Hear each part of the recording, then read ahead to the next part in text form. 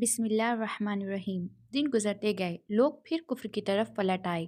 اس طرح کفر پھیل گیا۔ چنانچہ اللہ نے ہدایت کے لیے صالح علیہ السلام کو بھیجا۔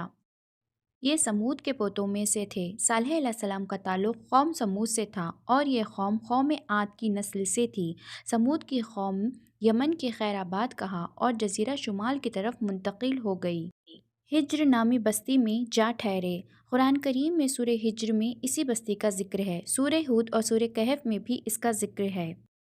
صالح علیہ السلام اللہ کے پیغمبر تھے۔ وہ بنا کسی سے ڈرے اللہ کی عبادت کرتے۔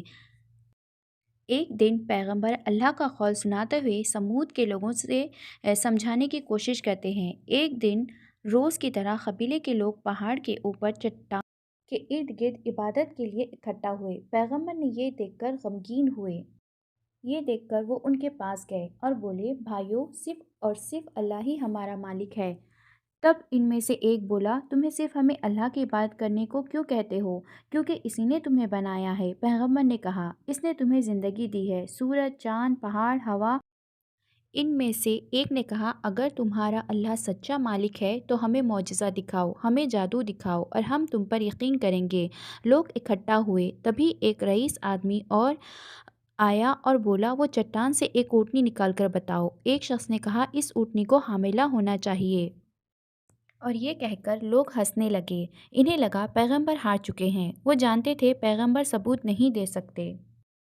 صالح علیہ السلام نے کہا، اگر اللہ ایسا کر دے تو کیا تم لوگ مانو گے کہ اللہ ہی ایک ہے اور سچا مالک ہے؟ کیا تم مانو گے کہ میں اللہ کا پیغمبر ہوں؟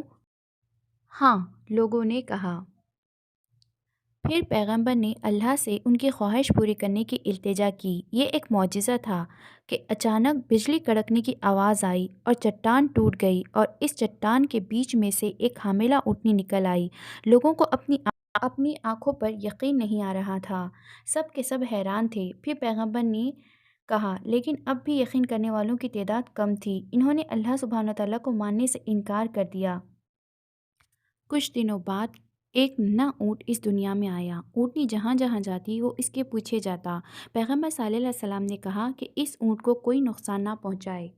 صالح علیہ السلام نے فرمایا کہ لوگو سن لو، ایک دن یہ اونٹنی اس کنویں سے پانی پی گی اور ایک دن تم میں سے کوئی اسے تکلیف نہ پہنچائے، ورنہ اللہ کا عذاب تم پر نازل ہوگا۔ اس کے باوجود لوگ دو فرقوں میں بٹ گئے۔